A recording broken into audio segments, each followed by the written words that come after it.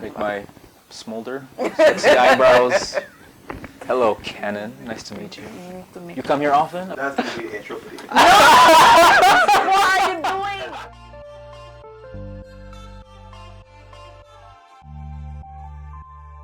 Hey, what is up? I'm your girl, Empress Zingha here with GineOn. Today, we are going to be doing a really cool interview. Now, I'm very excited because the last time they had the group that was here and he was not here. I was really upset. Maybe the producers or the editors can put a link somewhere here for you to see that video with cover drive. That is right. I'm sitting down with IMREALLYATREX. The best member. So we are going to be sitting down having a chat. It is pandemic, it is ash falling, it is natural disaster, it's everything. But in the midst of it all, we are still here and we want to know more about T-Rex. T-Ray, what do we call you now these days? You can call me either or. It's Either totally fine. or. Okay, all right. Well, you're not with the band as such anymore from what people can see online. Could you tell us a little bit why you decided to just go your own way for now? Of course. A lot of people don't realize that we were a band for 8 years.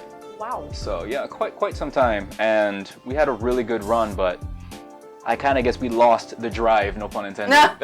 Everyone wanted to do something else. So Amanda went into a solo project, Jamar does music videos. Yeah. Barry produces a lot of soca, and he's my production partner. Oh, so nice. we work together on a lot of different projects. And it took me a second to kind of figure out what I wanted to do. I went back to school for a little bit. Okay. What you I went to Full Sail and got my bachelor's in I am science. so jealous. In audio I've engineering. always wanted to go to Full Sail. It's an experience, It was for fun? sure. In retrospect, yes. During it, no. So they were coming out really hard on you for things. Oh my gosh, I mean, the schedule is nonstop. We have 4 weeks break throughout the year, and we essentially just go straight through. It was a lot, but I'm grateful that I did it because it helped me kind of solidify what it is I really wanted to do. I wanted to make my own music. Yeah. And yeah. So in terms of being with the band for 8 years, how has that developed you for now? What are some of the things that you learned? Well, I have a bunch of industry tricks in my back pocket. Even when I was in the States going to school, I was kind of anonymous. I kind of just coasted. But every time I had like a gig in the States, I'd be like, okay, stage showmanship. I'm gonna use this skill right now. Nice. Invaluable lessons in how the industry works, connections I would have made throughout the whole process that I can call upon when I need them. What were some of the challenges you faced being from Barbados and trying to transition overseas? Well, our kind of rise to success was extremely random. That's why I always say, you know, God has to be real, because how you pick 4 kids from Barbados and just pelt them, pelt them to somewhere else to make music. Yeah, the challenges were just culture shock, going to a new country, the currency difference. England was 3 to 1 Barbados dollar. Sorry, other way around. Yeah. Other way around. Trying to stay true to yourself amidst so much chaos happening. Sure, it was fun, but it was chaotic nonetheless. And trying to grow up in the midst of all of that. Exactly, and then having success on the label, then being dropped and having to kind of redefine what being a musician was to us. To then being independent, doing all of our own stuff, figuring out how to produce for ourselves, do our own artwork, do our own music videos, figuring out how to be our own tour managers, piling all of our instruments into a Toyota and driving to over 220 schools to perform. 220 schools? Yeah. Universities across the states. I mean, many challenges. Figuring out how to drive a 15-hour shift overnight to another gig. Just it's endless. Wow. Endless challenges. But you know, in spite of all of them, I've learned a great many set of skills and, like we said earlier, a bunch of resources I can rely on. And as I look around, we are big ups to Tamar and Jim. We're in the Beach Studios right now. We're actually inside of their workroom. So we kind of commandeered it for this interview. But Thank you. I'm looking at, you know, the different equipment, the different types of instruments that are in here. And I've always wondered why musicians decide to pivot to go into production versus maybe I'll do music as a solo artist. Right. Well, initially, my mom, who managed Cover Drive and manages me, her big thing was you can't be a one-trick pony. Okay. You have to have something else to offer just in case this artistry thing falls through. From the inception, she told Jamar to edit our weekly webisodes. Okay. And that's how we got into editing, which then led to him being kind of music video director that he is now. Yeah. I didn't really know much about production when we first started. When we became independent, it was out of necessity.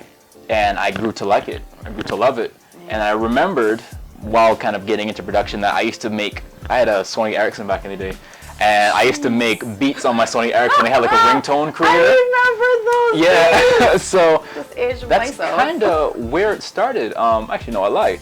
My mom used to have me in the studio at Eddie Grant's studio because she's best friends with his daughter as a child.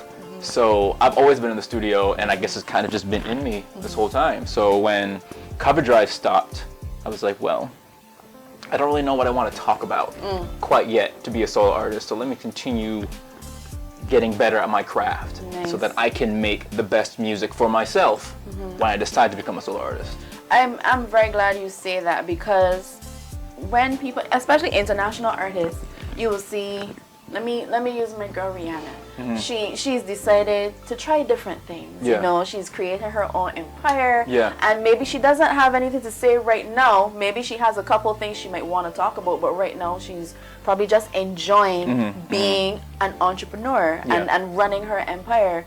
But then now when you have your fans, people are like, oh, but we miss you. We want this thing. Like, do you feel pressure from your fans? Well, when Cover Drive was independent, I definitely felt pressure. When I became a solo artist, I was anonymous, really. I mean, sure, people knew me from CD, but I had kind of fallen off the map, so to speak. After the band broke up, I kind of went through a particularly rough patch. I lost my sense of identity for a while. So it was kind of fighting tooth and nail to kind of figure out who I wanted to be as an artist, who I was as an individual. Where do you find yourself now? I think you have to be honest with yourself. I think people, they defer to vices when they're going through things, which I'm not knocking y'all, because you gotta do what you gotta do to survive.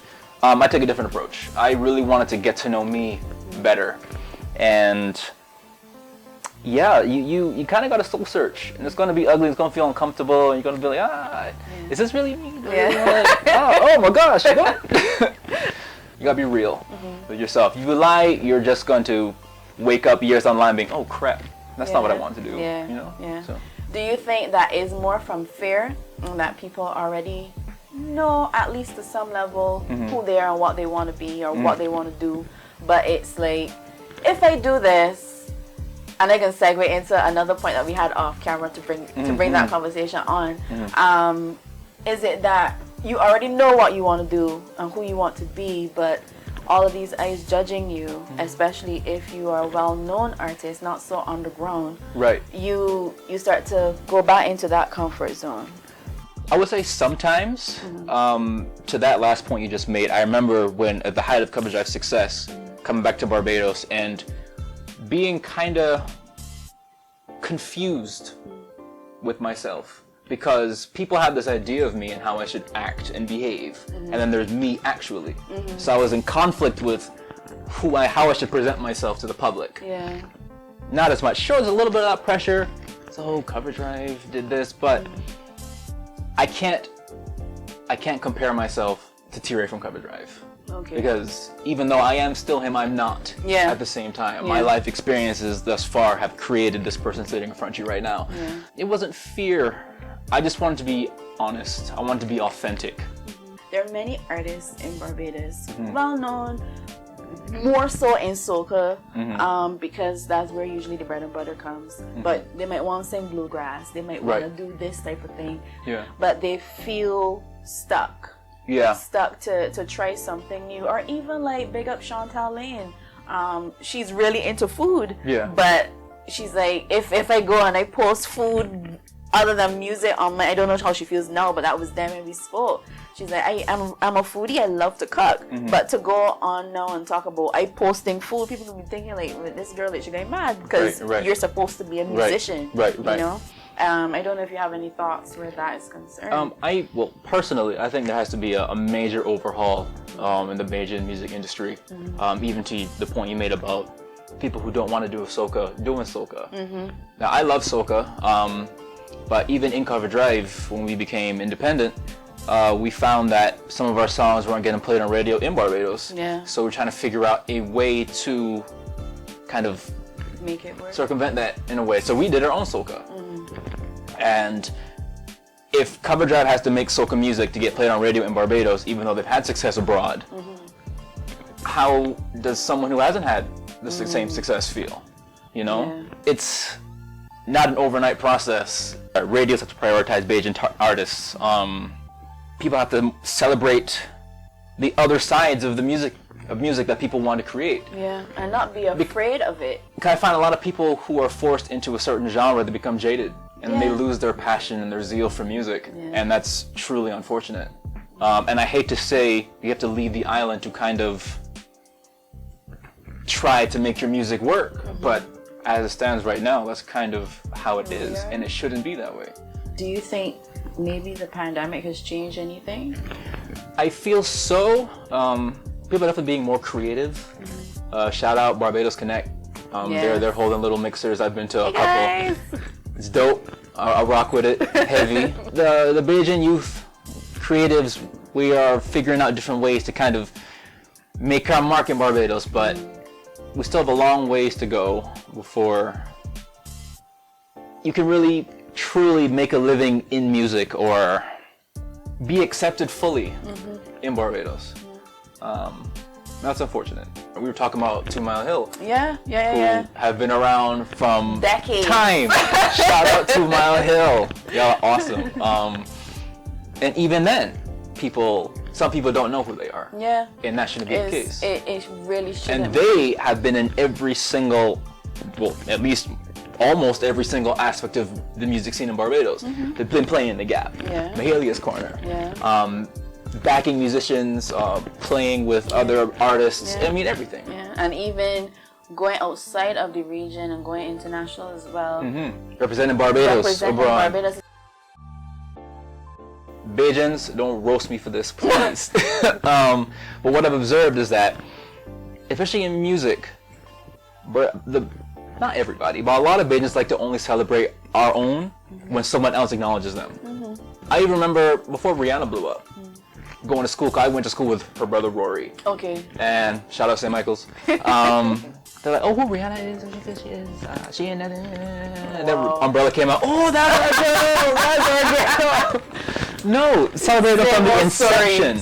Because when you're starting out and you're unsure, because you already know that Barbados can be kind of rough with you, just having that support from your hometown means the world. So much. There's a major issue when an artist goes back to their home territory and can't hold a concert to raise funds for their career. Yeah.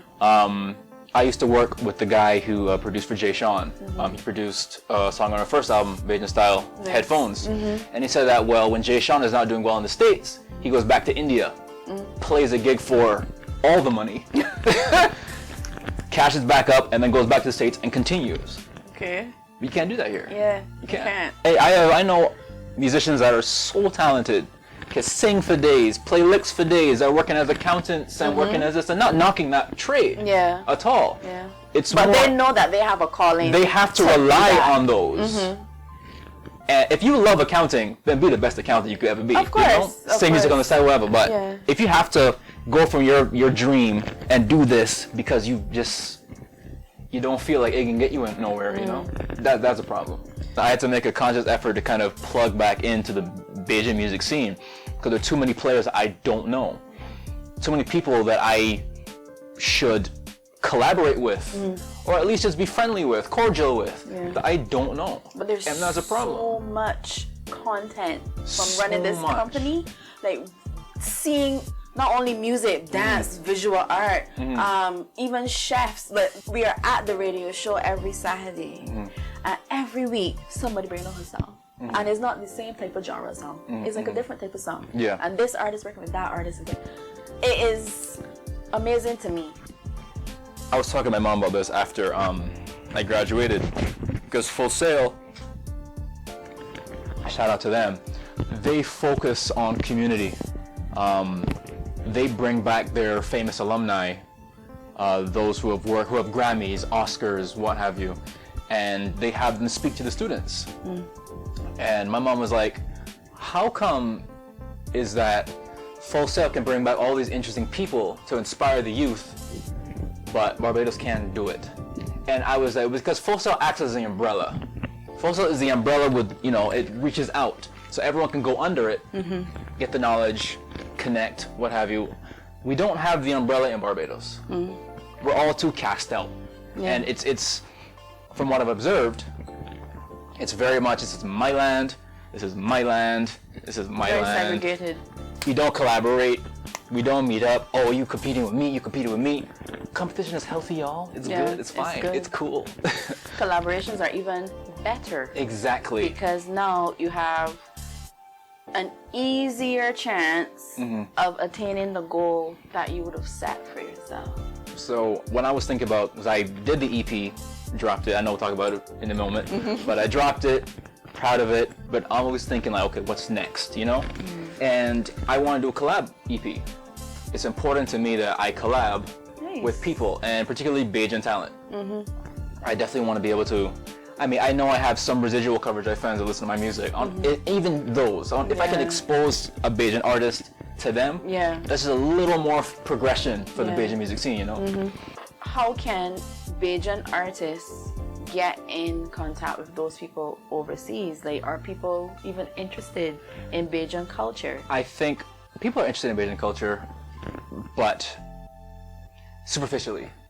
It's just more beach and skin and rum, and which is cool, which is great. I love all of that. but we're more. We are so much more. But I think a problem that a lot of Bajan artists, especially younger ones, have is how do I reach out to people?